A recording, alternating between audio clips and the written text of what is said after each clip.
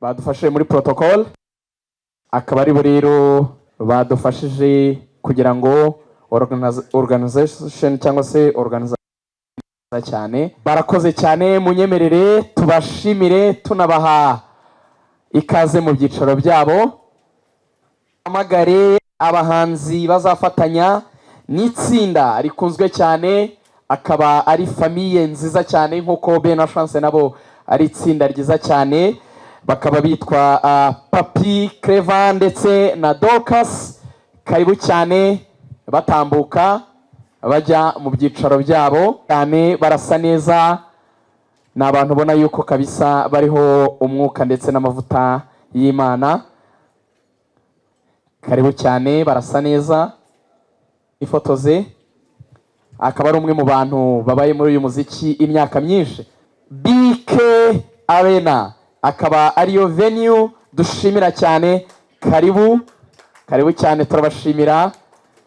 Bakaba ari bo baduhaye venue izaberamo iki gitaramo cyiza cyane cya Ben na Chance. Hanyuma munyemerere kandi twakire Dove Hotel. Nta n'uwemerewe kurwara mbere yo kucumwe, wenda nyuma natwe turi abanyamubiri nk'abandi, dushobora kurwara cyangwa tukarwara n'umunaniro, ariko sante yacu imeze neza, naho ubuzima bw'umwuka nabwo bumeze neza, imyiteguro imeze neza. Nababwira iki? Ndimo ndumva ku cyumweru haturambiye. Arutitangiriro n'ubwibihe byahinduka, we ntibimukoraho, Yesu arakora, Yesu arakora, n'ukuri arakora. Zira mikoro imbere barimo barabavangira gufata za media ndeba nk'urayisa yirambika Yesu arakora. Thank you, arakoze cyane, abakimeri cyane. Mwatangiye kubona ko n'ubuzima n'amajwi bimeze neza. Tekereza rero nihazamo gitari, hakazamo piano, hakazamo n'imyirongi n'ibindi byinshi cyane. Turi ahantu heza nka arena, twicaye twisanzuye, bizaba biryoshye. Munyemerere twakire Papi Clever ndetse na Dorcas, ni abakozi b'Imana. Bigira impamvu yo kuyegera, zaririmbi zo kunesha, ngeze ku musozi w'urugendo, ntabwo nzicuza kugukurikira, mfite impamvu zibifatika. muraho igihe nimuze kunsaba kuririmba, ntabwo ndi umuririmbi. Tubahaye ikaze benshi ahangaha, ngira ngo twanatangiye igikorwa already, nari kuba natangiye kubaha ikaze, ariko ni mu rugo namwe mwahageze kandi murahahora kandi muremerewe kuhaza.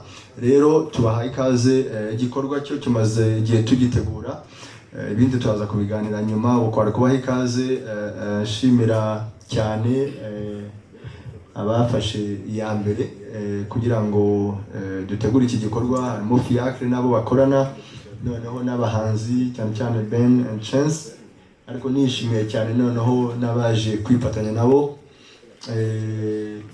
abanyamakuru, abaterankunga, kuko ibyo ni ibintu by'ingenzi cyane. Natwe BK Arena nubwo tuba natwe twajemwo nk'abaterankunga cyangwa abafatanyabikorwa, ariko dushimira n'abandi. Ngiye nk'ubikora kenshi mbanzi ko bitoroshye ko babivuga, ariko birashoboka. Inyubako tuzi amateka yo, twebwe rero dukora ibishoboka ngo twakire abakiriya, tubasobanurire, tugerageza aho dushobora kugira ngo bikunde. Byarakunze rero, wa mugani twumva tutategereza igihe kinini, harageze, isaha yageze, umunsi wageze. Ibindi turaza gukomeza kubiganira, sinshaka gutanga amakuru menshi ataragera, ariko kwara kubaha ikaze kandi turabishimiye. Imana ibaha umugisha kandi mujye mukomeza mutugana. Murakoze. Mwakongera amashyi ijambo ryiza. Ubundi twakoze amakosa, twihaye ikaze kandi twari kumwe na nyir'urugo, ariko kuko turi abana mu rugo yongeye kuduha ikaze. Munyemerere tuganire na Muyoboke Alex, akaba ahagarariye Vox akaba rero ari kampani yafatanyije na Belle Chance mu koorganiza iyi event. Anyway, ukosore gatoya banyagitaramo barahari utaza kugita ko ari icyacu. Igitaramo ni cya Belle Chance nka Vox Group baratwegereye nk'uko rubivuze experience ni nyinshi turi mu muziki imyaka irenga 25 ndibaza ko urubyiruko turabona rwari rwakavutse none nibo twicaranye hano. So baratwegereye rero Belle Chance n'abahanzi beza murabizi sindi bisubiremo kuko abanyamakuru benshi bari hano ndabona muri gospel murabakurikira niyo mutara gospel turi muri creative industry.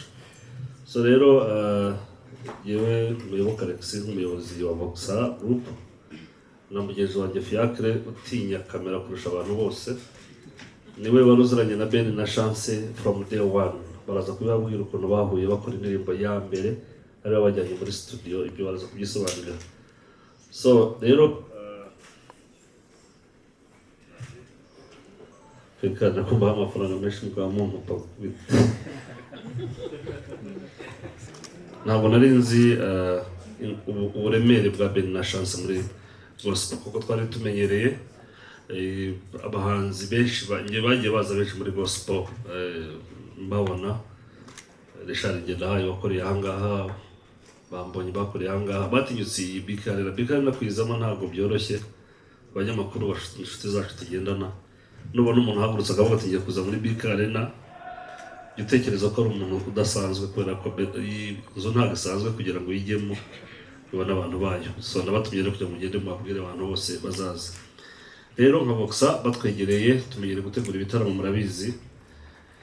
Icyo twaherukaga cyari cya The New Groove igitaramo cya Belle yaratumyemo Bruce Melody nigewe na Fiacre nka Vox Group twateguye igitaramo cye korera togikari tegiganya twagiye duhora inshuro nyinshi Nyamibwa n'abandi ni Vox ateguraga. So no kubatwegere baratubwira bati reka dukorane. Mu by'ukuri ikibazo barumbajije uvuga uti dufite biteguye bate perutse kubaherekeza ndo umuntu udakunda kujya mu nsengero mutajya gusinjya mu rusengero.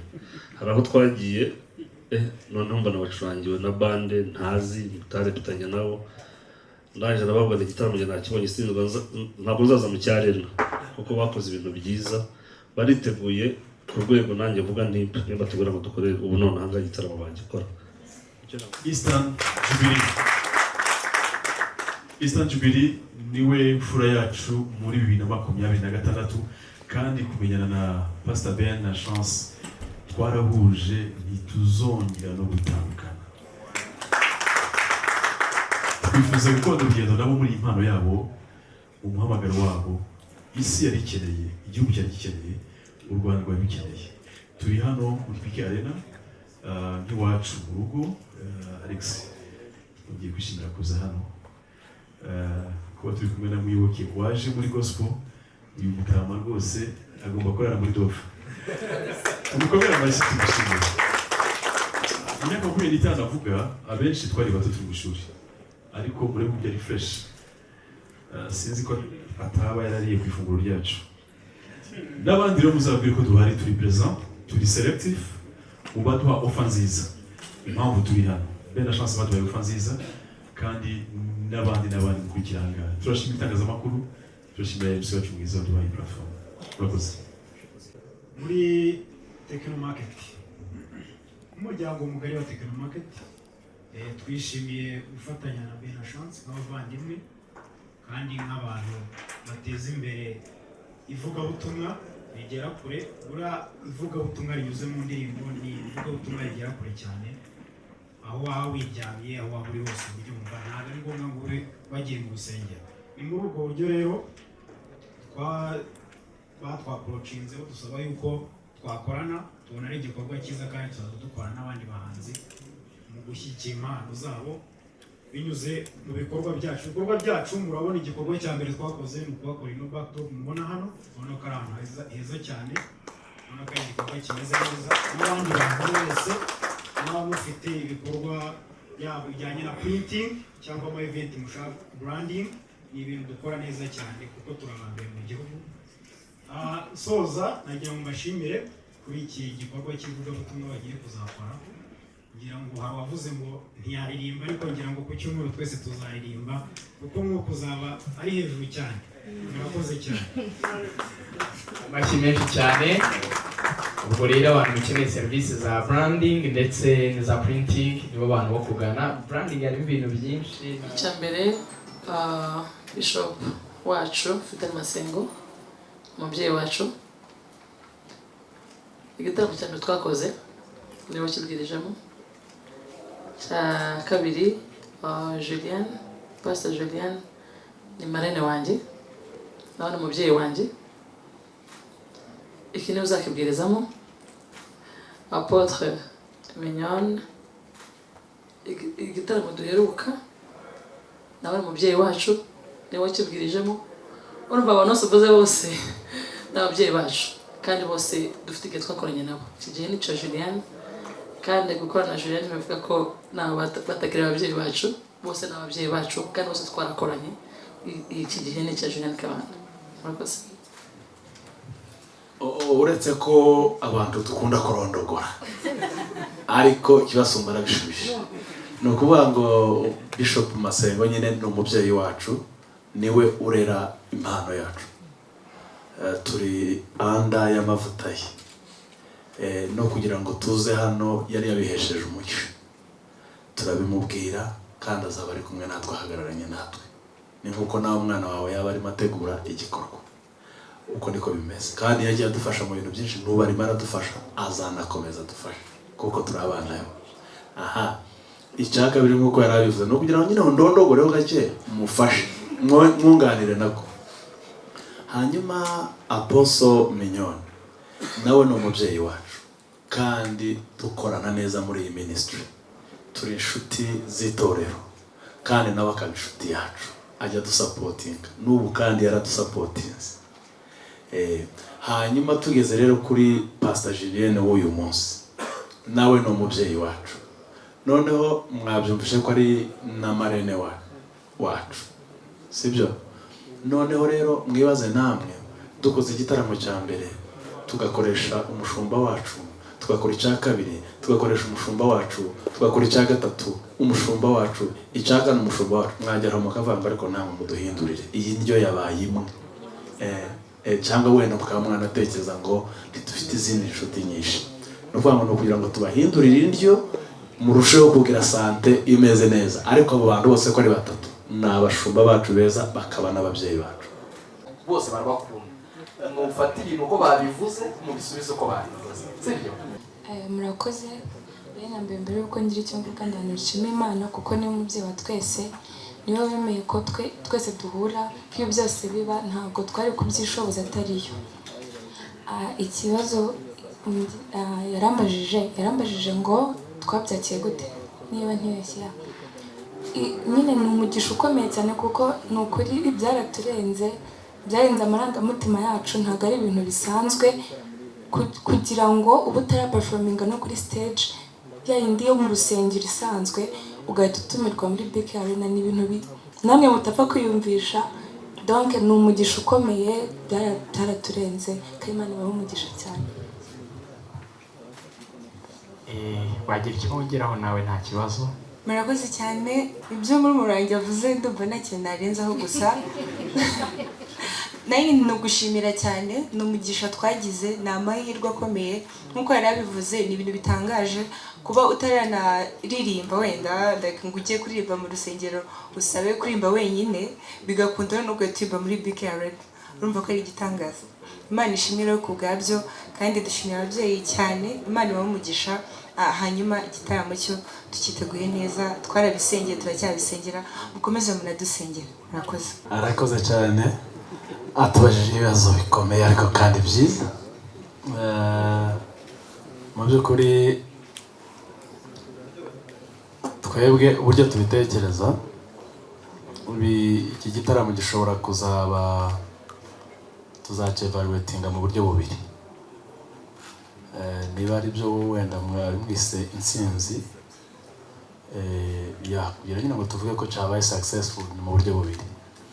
uburyo bwa mbere ni uburyo Imana izadukoresha twese aba ari twebwe n'abandi bavandimwe turi kumwe mu gutuma tubasha gushyira abantu mu kirere cyiza cyo gusabana n'Imana. Kandi ibyo iyo turi mu iteraniro turabibona kubera umwuka w'Imana tubamo. Ujya ubibona neza ukabona ko Imana yamanuye ikirere gituma abantu bayo basabana nayo. Tubirebera mu gitaramo. Ikindi cya kabiri, intsinzi ishingiye ku bwitabire. Nituzabona ino BK Arena yuzuye tuzavuga ngo iyi nayo ni success. Ariko iyo niyo ya kabiri nyine ngerageje kubirankinga, iya yindi niyo ya mbere, ni ukumakinga sure ko umuntu wese winjiyemo hano abashije gusabana n'Imana mu buryo bwuzuye. Icya kabiri kugira ngo utatinda, alarme nk'uko wabivuze kudutandukanya nawe biragoye, ntabwo ari ibintu byoroshye kuko aho tubona tuba turi muri alarme naho wajyana tuba turimo twese nta kibazo, turi umwe. Rero kuza mu gitaramo cyacu bazaza, hari bavuze ngo bose baraza nk'indorerezi cyangwa bazaza nk'aba alarme izaza mu gitaramo, kandi nubwo nabibwira ngo ntimuze ntimwishyure, baza bakishyura kugira ngo badushigikire. Ni ababyeyi bacu, ni ahantu twakuriye, ni parti imwe muri twebwe, bazaba bari mu mirimo. Ni nk'uko tutavuga ati wa muntu uri kuri protocole naza naririmbe, ni ukuvuga baradushyigikiye mu buryo bwose, bazaba bari kumwe natwe mu mirimo yo muri kutaririmba kubera imirimo myinshi bazaba bafite. Murakoze. Biteguye guhimbaza hamwe natwe. Kandi iyo babonye alarme, mureke mbabwire alarme gatoya. Alarme iyo babonye duteguye igikorwa, ni ukuvuga ngo ni ishema kuri yo. Natwe iyo turimo dutegura igikorwa cya alarme, tugitegura twumva ari ishema ryacu. Ni ukuvuga alarme na Ben na Chance turi impanga, ariko tubivuge gutyo, uretse ko twe tubifata nk'aho ari ababyeyi. Alarme ni umubyeyi. Bazaza rero kudusapotinga, habe nubwo tutabishyuza amafaranga, bajya bayaduha nubwo tutabishyuza, barabikora rero nk'ababyeyi. Aka kantu kankahe ikibasumba agasubiza. Ni ukuvuga ngo igitaramo twaragisengeye ngo kutuzuza arena niyo yaba ari inkuru, ariko kuyuzuza byo mbese tayari twayujuje. Noneho ikibasumba rero ngo iyo uryamye ujya usinzi, cyangwa ujya ukomeza urota gusa, urota ngo ku cyumweru harageze. Kubera iki kutazuza ari inkuru? Iyo nkuru mwitega ko nituzura muzaha.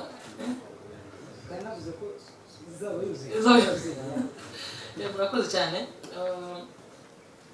Iyo nicuye kenshi mu ijoro gutekereza, kuvuga ngo Mana, uyu munsi wandambiye kugera, ariko ndifuza ko uzadutange, kuko ni ibintu bibira muri twe, kandi twarambiwe no kwitarika igera.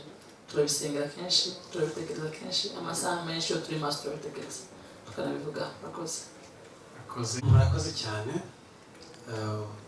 Uyu mugabo Sharangabo turaziranye cyane, ngira ngo wenda ni ikibazo cy'igihe, ariko bizakunda. Ariko hari ukuntu umuntu apanga ibintu bye, afite amaporoje agiye atandukanye, hanyuma rero kuvuga ngo harabanza iki ngiki yakurikiyeho, iki ngiki yakurikirana iki ngiki.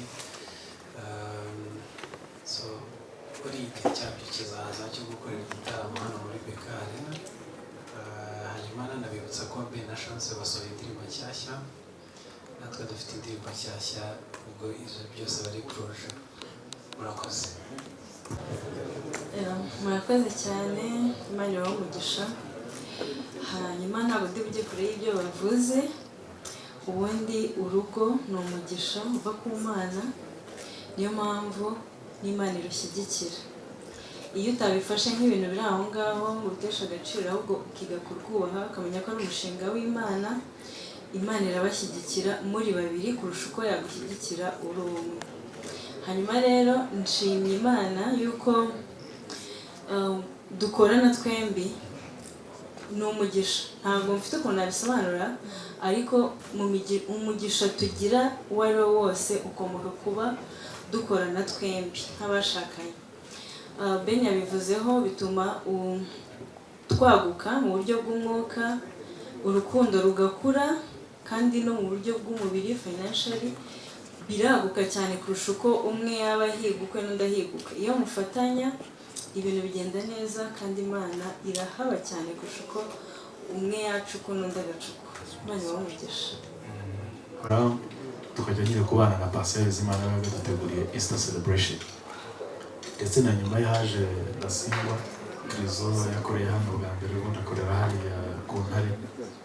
None ejo bundi rero sinzi ukuntu twicaye turatekereza, kandi twari dufite akandi kagahunda k'ikindi gitaramo twari dufite ahandi hantu. Noneho twicaye dutekereje twibuka ko abo bagabo bombi badafite gukora muri uyu mwaka hano, ari Pasiya murabizi, ari na Ndasingwa nabwo twibuka ko adafite gukora uyu mwaka. Ubu tugiye gutaramira hanze y'igihugu.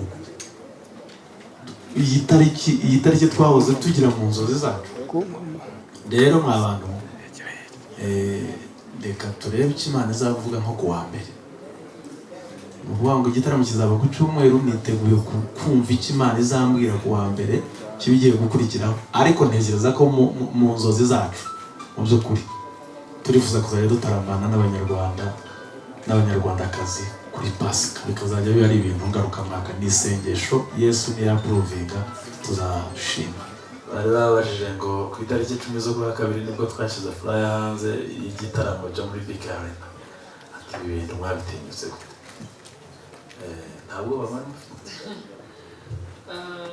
twizeye Imana tumaze ubwoba, kuko isare idatinyitse iratinyitse twese, nta muntu uvuze ngo ntayitinya ababeshyi, ariko iyo uzi ko ufite Imana iri hejuru ya byose uratinyuka, kandi twizeye ko bizagenda neza. Akandi kantu k'ijisho ry'umuturanyi, kubera ibintu bituba mu mitima yacu by'ingo, byo kuganiriza ingo, byatumye dukora biriya bintu, kuko tubona amamesaje menshi atandukanye avuga ukuntu wakora biriya bintu. Kubireka rero ntitwabireka, kubera ko ni ibintu byubaka ingo nyinshi, bitewe n'amafeedback twari twumva. Hari abantu benshi bagiye babihemburirwamo. Harimo umuntu wambwiye ati ngewe sinkunda indirimbo zanyu habe na mwe, abati sinkunda indirimbo yanyu, nta n'imwe nzi, nta n'izo nkunda, ngende mu Isilamu sinkurikira indirimbo zanyu. Ariko ijisho ry'umuturanyi riranyubakira urugo, ntabwo ushobora kubyumva. Ati mbakurikira akantu kose umusore ndakareba kubera ko binyubakira urugo, kandi nta ndirimbo mwumve, nta ndirimbo ze, kandi ndakenera no kumenya. Ariko ijisho ry'umuturanyi riramwubakira. Mu yandi magambo, ntabwo twazagira ngo tuvuge ngo tubigiyemo byonyine turetse iby'indirimbo, ibyo ntibyashoboka kuko twahamagariwe kuririmba, ariko tuzabikora byombi kandi tuzabikora neza.